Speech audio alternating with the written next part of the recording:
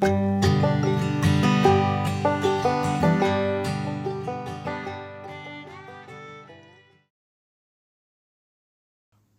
chaps and lasses, if there's any lasses watching, you're more than welcome.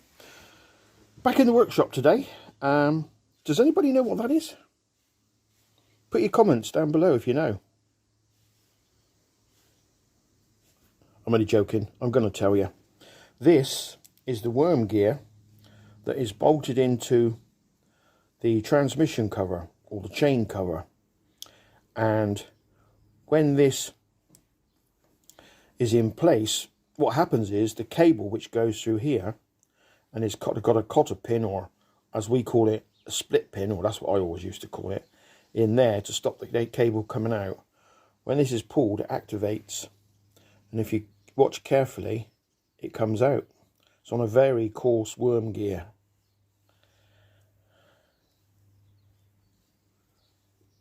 So what does it do? Well, inside there is a plate, and when it goes onto the side of the engine, a rod goes in there, and the rod goes through the lay shaft in the engine and pushes on the clutch, the center of the clutch, on a ball, and that ball in turn pushes on a device which looks like a mushroom, and it disengages all the plates on the clutch.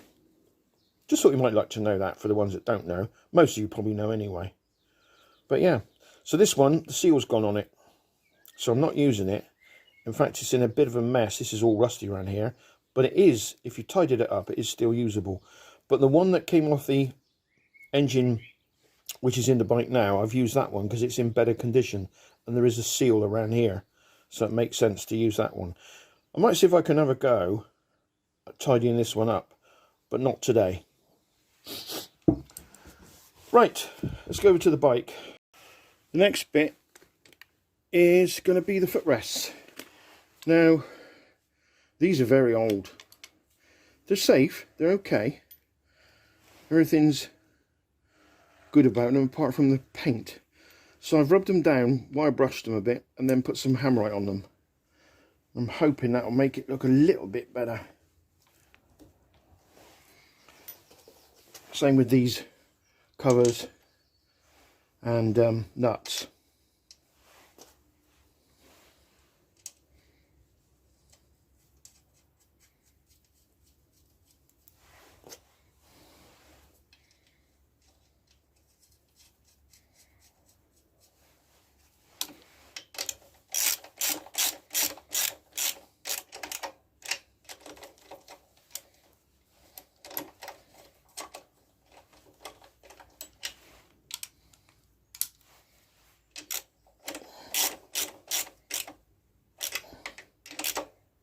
The rubbers are a little bit worn inside this, but they'll do for the time being. It might be bent slightly as well, a bit out of true, but it'll be alright.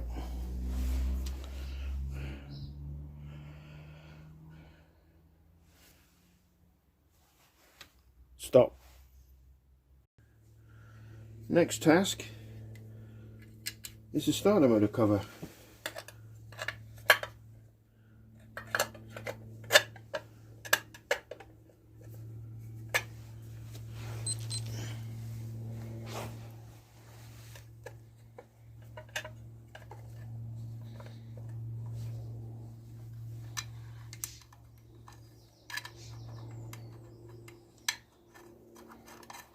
I haven't got this re-chromed or anything, I just cleaned it up. It may get reclaimed at a later date.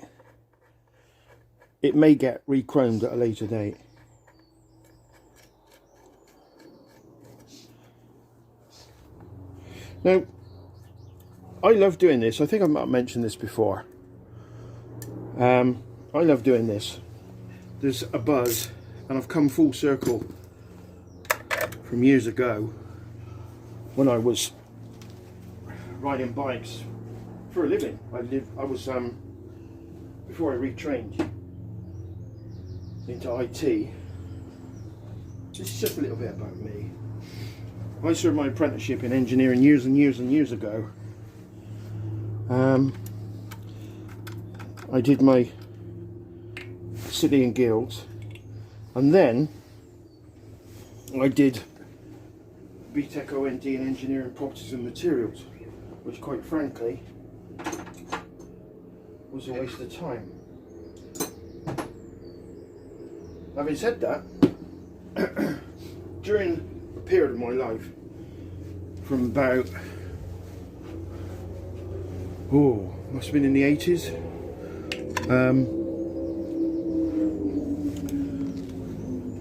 to pay my mortgage off, because I may have bought my own place. Wow, I can't find the span.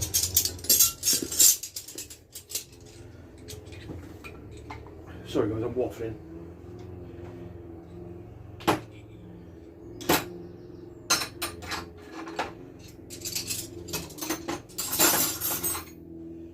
That's what I wanted.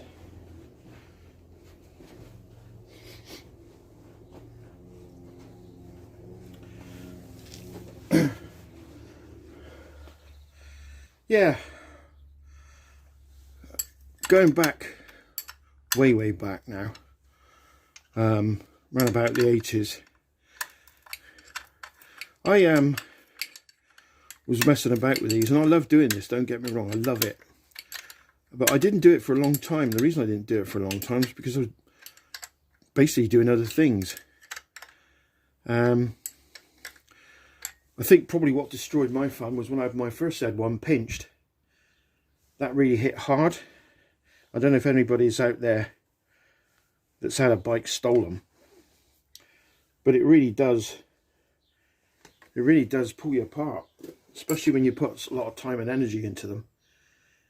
I didn't have to do a great deal on that one because the guy I bought off was a very good friend of mine years and years ago. We used to knock about together, and I took him over to see it on the back of my, get this guys, YDS7 Yamaha 250, which was the bike of the times before the RD series came out.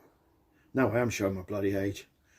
But anyway, I took him over to get it, and he fell in love with it.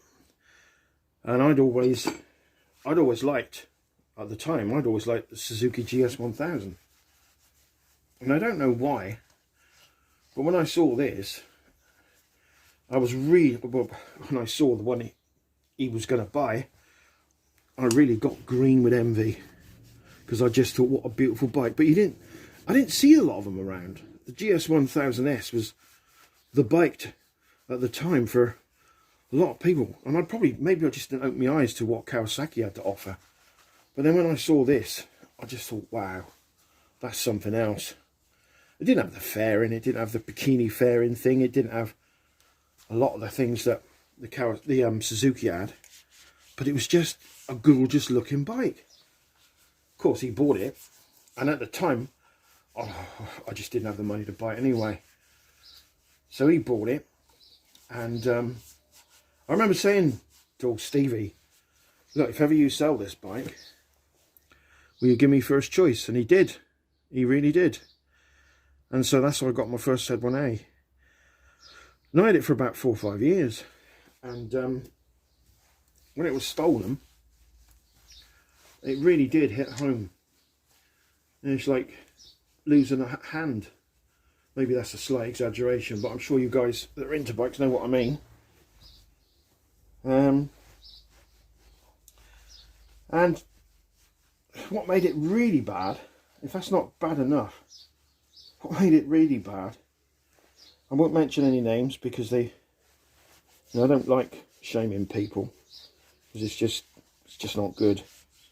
If everybody was kinder and did their job properly and didn't try and rip you off, you wouldn't need to shame them. I went to an insurance company, and this bike is a 900 Kawasaki. I told them it'd been stolen. I told them this bike is a 900 Kawasaki. They said, have you got your policy? I said, yeah, logbook, the whole works. And then this little man, a little weasel of a man behind the desk, said to me that, I'm just going to pick you up, guys. Oh, he said, I'm ever so sorry. He said, it would appear you're not insured. And I said, whoa, what is that? What do you mean not insured? And he said, well, He said, your bike is 903cc. See that, guys? 903. He said, you're only insured up to 900. I'm just going to put you back in the pod. I said, you're kidding. He said, no. He said, that's it. I walked out of that place, and I'll tell you what, I don't think I've ever felt so low so quick. You pay all this money for your insurance, and then you find out that you're not insured because of 3cc. I was insured up to 900, not 903. Well, that really kicked me in the teeth, I can tell you. And I suppose when that happens, it really does, yeah, it can affect you. I was a lot younger then. I think nowadays, if it happened now, well, it probably wouldn't happen now. Well, maybe it might, I don't know. But I think that if it happened now, there's places you can go with the internet, the power of the internet. There's people you can talk to. I didn't know what to do. I really didn't know what to do. So I finished down there. I just recap. This is all done now, apart from the teardrop. I'll put that cover, the pump cover. I'll put that on later. But there you go. Just a quick gander at it. Let's put you on the bench over there. Yeah, I didn't know what to do, and I was freaking out. I was absolutely freaking out, and I think let's change cameras. Beard's gone. Yeah, I know. Got fed up with it. I took it off. I might grow it again. Yeah, I was freaking out. I didn't know what to do.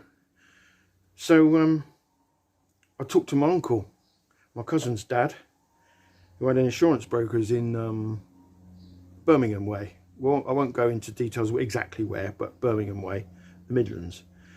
And I said to him, what can I do? He said, well, the only thing you can do is probably go to the ombudsman, the insurance ombudsman, which I did. Didn't get anywhere. So I thought, I need publicity. Sometimes it pays to sit down and think things through rather than knee-jerk reactions. And I thought, I need publicity. So I got in touch with Motorcycle News. And I told them the situation, and they were really helpful. Now, I'm pretty sure they did some sort of feature on this because my argument was, say, for instance, a guy's got a 1000cc. This is back in the day. Something like, I don't know, maybe 1100 Yamaha or a Honda. Some of these bikes at the time, I don't know so much now, but some of these bikes at the time, they were over the cc on the side of the bike. For example, the 900 was 903, and there's a few more out there. And I said to Motorcycle News, look, you know, if we're not getting insured because of this little bit of extra cc, and if a guy was to hit an old lady down on a zebra crossing or something and kill her, God forbid, where do we go? What do we do? Are we going to be done for manslaughter, going to prison? I mean, Jesus, what do you do? This needs to be looked into. And they came back. They came back and they said, yeah, we're going to look into this. And I'm amazed no one else picked it up, actually. And then within about 2 weeks of that happening, would you believe, I got an offer from the insurance company. Just goes to show, doesn't it? The pen is mightier than the sword. But then I guess I suppose depends on who's using the pen and who's using the sword, but nevertheless, you know what I mean. So yeah, I got an offer, and I thought, yeah, you tried to screw me over, you buggers. And I was quite annoyed. Even though I got the offer, I was still annoyed that they tried to get out of their responsibilities. So I said, no, I'm not accepting that. So it went up a bit more, and it went up a bit more, and I refused 3 or 4 offers, and in the end it came away with about £300 or £400 more than what I bought the bike for. And I thought, right, fair enough. Now if they hadn't have done that, then I would have probably accepted that first offer. But the good thing to come out of that story was, just be careful about your insurance. Justice was done and they paid up, but I don't think they would have paid had it not been for the publicity, which really, you see that today. You see that today. Unless it goes to the TV or the internet or the exposure of many, many millions of people seeing the complaint and the injustice that is done, you probably won't get any joy. But I was lucky on this time, on this occasion, I did get justice, and I was a lot happier after that, after I came away with the money. And then of course I bought the Z1100 shaft, which is not the one you saw in the previous videos, which I rebuilt the engine for. It was one which, again, my buddy, he knows his stuff. He knows his stuff. He bought one, and I was impressed with it. It's exactly the same concept, layout, engine-wise, as the Z1, but it was a touring machine, shaft drive. You guys probably know that. You probably know the model, Z1100 shaft. Have a look in the videos. Go back a bit and have a look, because I'm quite pleased with the way that went.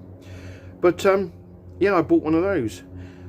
And it's funny, isn't it? I went through a lot of the years, and I never really thought I would ever go back into bikes. But this has been a bit like shaking hands with old friends, in a strange way, in a very strange way. And working on this Z1 and working on the 1100, those are the two bikes which I had when I was 23 to 25. And going back to I know I'm waffling on, but hey, it's good to have a chin wag, isn't it? Going back to the time when I finished my apprenticeship and my education in the academic side of it, engineering, properties and materials, I didn't know really what to do, because it was just, the company was going downhill and there was all sorts of problems.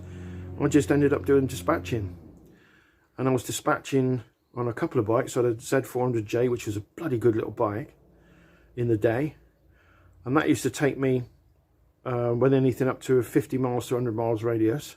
Bit underpowered though for that sort of journey. But if I was going to Bristol to Manchester, then I would get out the Z1100 shaft, and you just sail along with that. You just sail along. Beautiful bike. And that's really a bit about my background.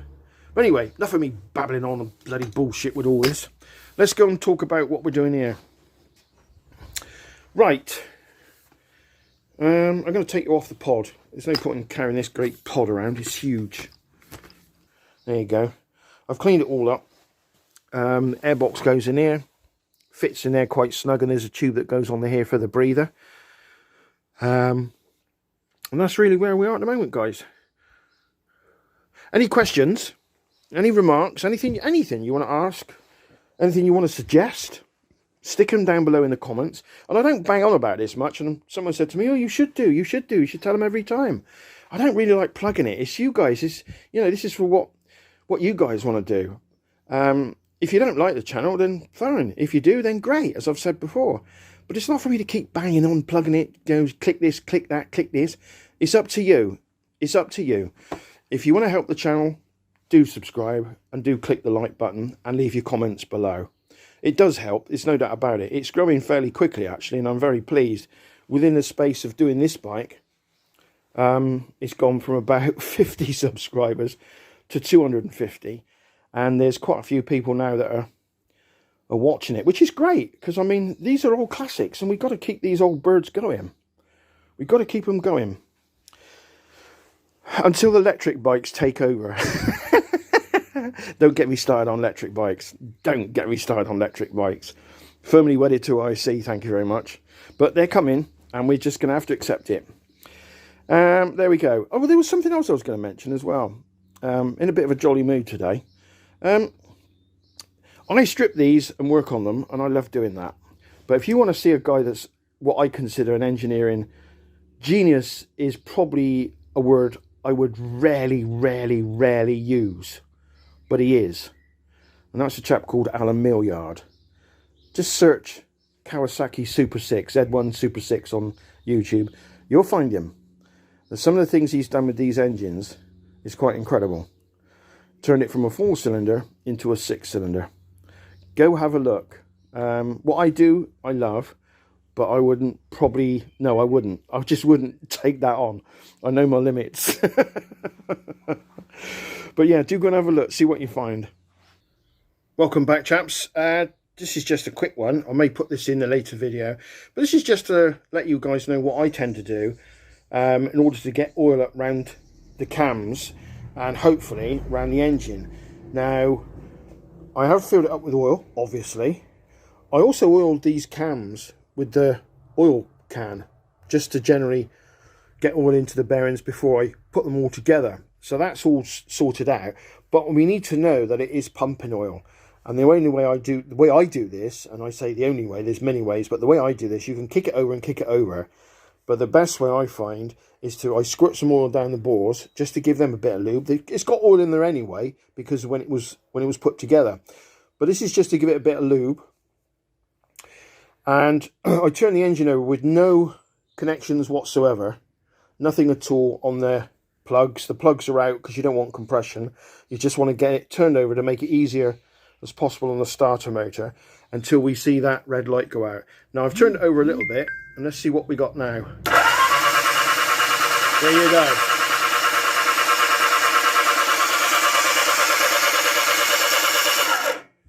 As you can see, it's now pumping all around. Now it took me a while to get there, and there's always a little bit, ooh, it's when's it going to come in? When's it going to come in? It does come in. It's just a question of keep it going.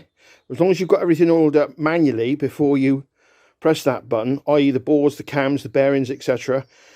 Not so much the big ends, but it is good to put oil on the rollers, on the big ends, and the journals, you should be okay. You're not turning the gearbox over. It's in neutral, so we don't need to worry too much about that. I've topped it up with 10W40, which is what they recommend. And it's now between the two. Now it's got it into the filter. If you can see that down there, guys. It's just halfway. So I'll probably top that up a bit more later on. That's just it. Just giving a heads up on what I've done. Right, chaps. The next task was the exhausts. But I found something here which is quite strange. And I'm not quite sure about it. But maybe somebody can throw some light on it. If we look down here, we can see, I don't know if you guys can see that, but see that nut, that bolt there, that one there, I've got my finger on it, it's for the shocks. Now, if I hadn't put this spacer in there, it's an aluminium spacer, you can just see it down there. Hope you can see that. I've spaced the exhaust out a little bit. I'm hoping it'll be alright, and the reason I've done that is because that bolt on the bottom of the shock absorber, you might be able to see it better like that. Yeah, you can see it now. That would have been fouling on this face.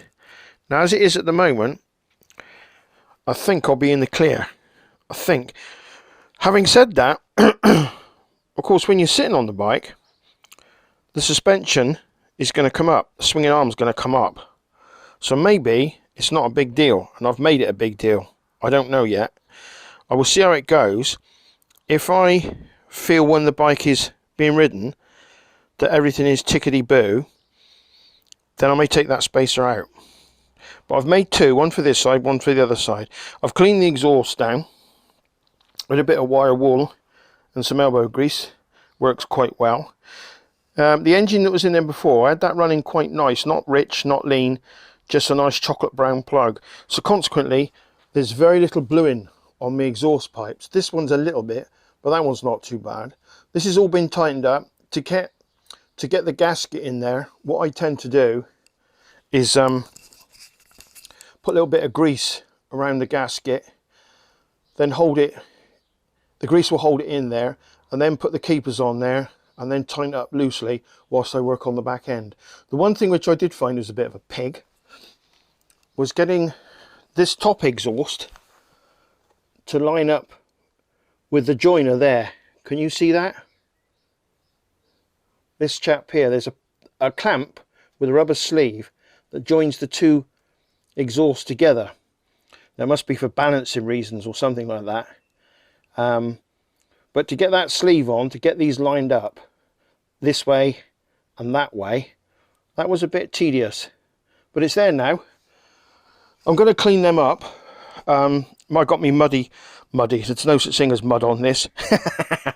I've got my greasy, oily fingerprints all over it once I've cleaned them. So I'm going to clean them up again. But that's where we are at the moment. It's coming on. So the next step will be the other exhausts. I will clean them up. There they are over there. I'll clean them up probably tomorrow, and then when those are cleaned, we'll put them on, and I will put the spacer in just to make sure that that clearance from here is there when the suspension rides up and down. It may not cause any problems. It may not cause any problems. Also, we've got the axle nut here as well, and the end of the axle, so maybe the spacer may be a little bit more important on this side, but we'll see. Right, that's where we are. I didn't film a lot of it because it was tedious. I'm just sort of like giving you a heads up on what I've done. I may film the last one going on tomorrow, which will be number 4, and see how that goes, but I won't promise. We'll see what happens. If it's a tedious job, you're really concentrating on getting everything lined up and holding them in the air as well, so it can be a little bit frustrating. Anyway, that's me for today. It's Saturday, it's the 20th of May. Hopefully by mid-June this will be on the road. All being well, he says. Right, I should say cheerio, and I'll be back later. Bye for now.